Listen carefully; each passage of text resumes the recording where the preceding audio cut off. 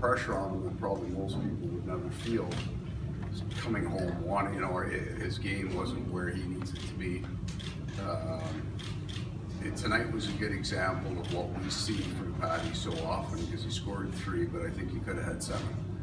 Right, their guy made a couple of great saves on him, and he missed a couple that he liked. So that's the Patty Laine that we get to enjoy in Winnipeg almost nightly. And you know what? I'm just so happy for him and his family that he can have a night like this. It's just outstanding. On the right side, 4th row, Sergey. Hey, Coach, over here. Tonight, the marquee player is obviously Laine Barkov, but around the league, it could be any number of Finns going against one another, Swedes, Russians, etc.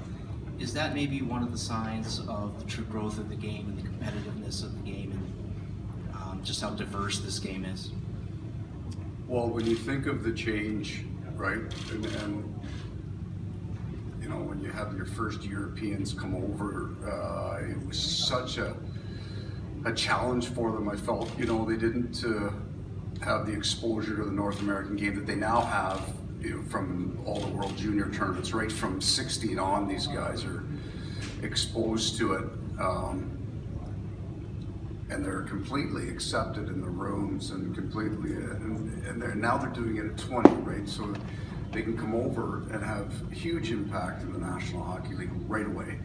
They don't have the same lag time that they used to.